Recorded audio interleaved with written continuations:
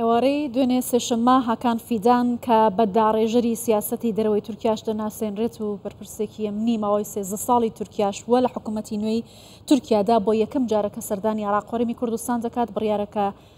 درنگانی ئەم شەویش بگاتە هەرێمی کوردستان و دواتر سبەی کۆبوونەوەکانی دەست پێ بکات. بەڵام گرنگی عێراق و هەرێمی کوردستان بۆ تورکیا چییە؟ بەرژەوەندی هاوبەشەکان چین و تا چەندەم پەیوەندیانە کاریگەریان لەسەر چارەسەرکردنی کێشەکان دەبێت. میوانێکی بەڕێزمان لەگەڵە لە تۆرنتۆی کەنەداوە بەڕێز دکتۆر عوسمان عەلی سەرۆکی ڕێکخراوی تەسک بۆ لێکۆڵینەوەی استراتیژی.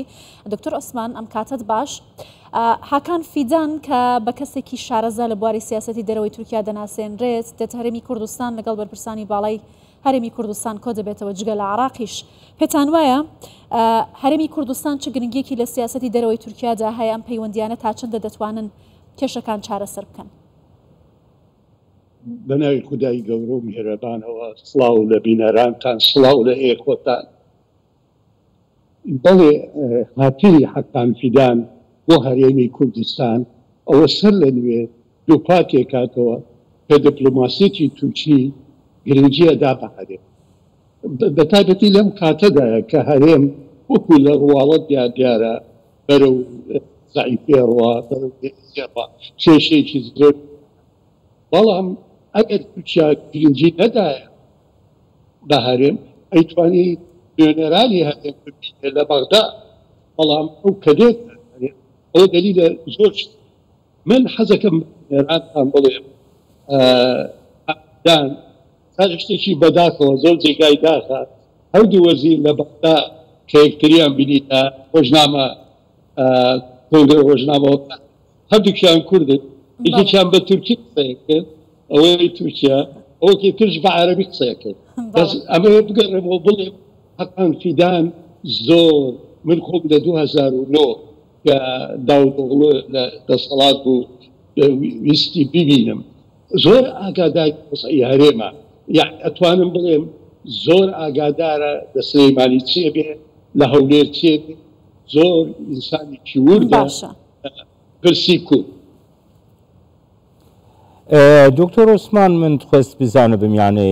دنابینا ئەنقەرە و بەغدایدا gelek pirsgirêk hene ku nayên behskirin, yani pirsgirêka avê heye, pirsgirêka PKK heye, pirsgirêka enerjiyê heye, niha pirsgirêka derbasbûna petrola herêma Kurdistanê bû bendera Ceyhan heye. Yani ev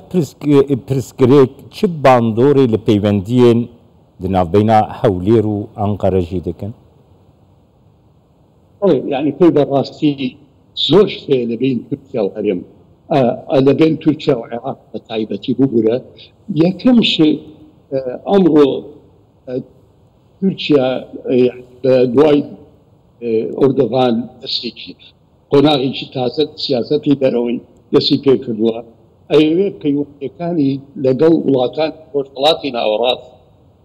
زور استبقى لبيشو أمية عێراق دەرگایەکە و هەرێمی کوردستان بە تایبەتی سەری ئەو دەرگایە لەبەرەوە لە مانگی سێی ئەم ساڵ کە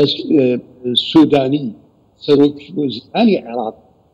زیارەتی ئەنقەرە کرد، تورکیا باڵێن ئەردۆغان و سوودانی زۆر بەگروپی جەفتیان کردە سەر ئەوە کە عێراق بکەنە پردێک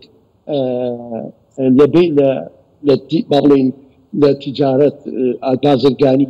وڵاتانی وەکو سین و یابان و ئەمانە کە لە کەنداوە بێت و لە عێراق ئەو ڕێگاوستکە بێ وەکو وڵاتێک وەکو قەناتی سوێس بێت، بەڵام قەناتی سوێسێکی وشت بێت. ئەمە لای تورکیا زۆر گرنگە کە تورکیا لەمە ئەتوانێ مەسلۆ قەناردەی خۆی بنێرێت، یعنی ئەمە گرنگیە بۆ عێراق. بەڵام شەی سەرەکی پێشەی سەرەکی وەڵام بۆ پرسیاری جەنابەت ئەوش ئەوەیە فاکتەری ئێرانی ئەگەر فاکتەری ئێرانی نەبێت کێشەکانی بین عێراق و تورکیا بە ئاسانی تا ڕادێک ئەتوانم بڵێم بە ئاسانی هەلەکەیە. تۆ ئێستا مەسەلەن ئەوەی تورکیا داوای کرد بۆ نمونە هاکان فیدان داوای کرد وتی ئێمامانەوە ئێوە PKK بتروریسم بزنن. طبعا حکومت عراق لبروی لجر هجمونی جمهوری اسلامی لإیران و لبر اوی حکوومەتی عێراق هەتێک لە پەکەکە لە شنگار بەناوی حەزی شعبیەوە داناوە و معاشیان ئەوە لە بەرژەوەی استراتیجیەتی ئێرانە کە ئەو پەکە بمێنێ ئەو پەکەکەیە لە شنگار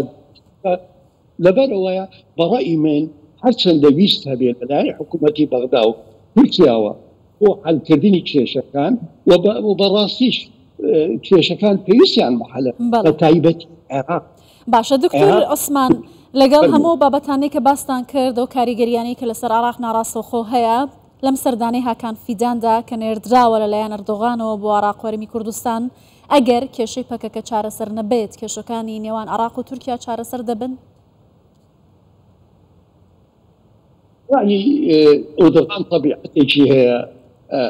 زیارەتێکی دەرەوەی هیچ وڵاتێکی ناکات ئەگە گەرانتی نەکات پێشوەقت دەستکەوتێکی تیابێت کە دەگەڕێتەوە وڵاتەکەی خۆی بەکاری دێنێ ئەو دەستکەوتە من ئەبی یعنی خۆی ترافکێکی زۆر هەیە ئەک بەس وەزیری دەرۆک و ئێوە ئاگادارن وەزیری بازرگانی وەزیری نەوت بەڵام وەکو دیارە قراری حکوومەت سوودانی ئەوەیە حەزەکە ئەم کێشانە هەبێ بە تایبەتی ئێستا عێراق لە کێشێکی پرسی ئاو ئەمڕۆ لە گوێرەی زۆربەی ئەوانەی کەوا لێکۆ لە بواری بوار ئاو ئەڵێن عێراق بەرەو بیابەبوونێکی زۆر مەترسیداوە لە دوای 10 ساڵ تێ ئاوی فرات وشکە بێت یعنی ئەمە مەسەلەی ژیان و مردنە زۆر بۆ سەدەها هەزاری عێراقی لەبەرەوە ئەمە زۆر گرنگە بەڵام بۆ ئێران ئەمە گرنگ نییە بۆ ئێرانەوە گرنگە کە پەیوەندی تورکیا عێراق باش نەبێت چونکە ئەگەر بێت پەیوەندی تورکیا و عێراق باش بێت ئەوە ئێران ئەو هەژمونەی هەیەی لە ناو عێراقا زەرەرەکانی لەبەرەوە بەڕای من هەرچەندە ویستە بێت ئێمە نمونەی اتفاقی بڵێن پەیماننامەی شنگالمانەیە لەگەڵ زیرانی پێشوێ بەڵام ئێران نەکەشت ئەو مەسەلەیە حەل بێت لەبەرەوە یعنی ئەڵێم ئەگەر سەفەرێک بکرێ ئەگەر ئەردۆغان چەند شتێک دەستکەوتێکی بگەڕێتەوە بەڵام کێشەکانی بینی عێراق و تورکیا زۆر لەوە با بڵێن معقدترە بە زیارەتێک بە دوو زیارەت حەل بێت فاکتەری ئێرانی فاکتەرێکی سەرەکیە من بم لە جاتی یەکێک لەو مستشارە دەغان ئەڵێم بڕۆ لە تارانە مەسەلانە حەڵکە بە قەراری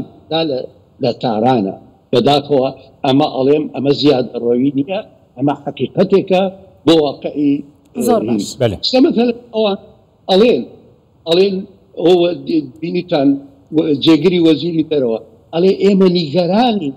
لە تورکیا زۆر ڕۆژانە لە هەرێمەدا و ئەمە سیادەتی بەڵام ئەگەر نیگەرانن حدێکش بۆ پەکەکەدا بنرێت کە تورکیا ئەوە بەکار یعنی من نامەوێت بڵێم تورکیا ئەگەر پەکەکە نەبێ حەزەکە کیانێکی کورد من وام نەوتوە نەتوانە ئێران نە عێراق دەسوودە نایەوێت کیانێکی کورد بەڵام بوری پەکەکە ئەو چالاکیانەی کەوا ئیکات ئەوە یعنی بەڕاستی حجەتێکی باش ئەداتە حکوومەتی تورکی هەم هێز بێنێتەوە و پێشبینیشەکەم بەداخەوە لە دوا ڕۆژێکی نێزیکا ئەو لێدانانەی پەکەکە لە سلەیمانی و لە دەوروپستی سلەیمانی و لە شنگان زۆر لە ساڵح یارێم نییە. دکتۆر عوسمان وها داخویانێکی زۆر سەرنجڕاکێشە ئەرشاد ساڵحی هەبوو. ئەرشاد ساڵحی دەبێژە کو سەرۆکەی بەرەیە جەبهە تورکمانیە دەبێژێ کو وڵاتین کەنداوێ ئالیکاریە سونەیان دکن لە عێراقی ئیران ئالیکاریە شیعەیان دکەن زۆر نۆرمالە زۆر ئاساییە کو تورکیەژی ئالیکاریە تورکمەنان بکەیت vê داخویانیە چاوا دەنرخینە خۆی جەبهەی تورکمانی بەڕاستی لە هاوکێشەدا لە عێراقا هاوکێشەیەکی زۆر گرنگیە لە سیاست دەرەوەی تورکیا لە سیاسەتی دەرەوەی تورکیا ئەمە تورکیا جار و جار لە حەفتاکان لە هەشتاکان باسی تورکمانی عێراقەکەن بەڵام ئەمە وەختێ باسێکەکەن وەکو فشارێک لەسەر عێراق بۆ چەند مەسەلەیەک ئەمما بەنسبەتی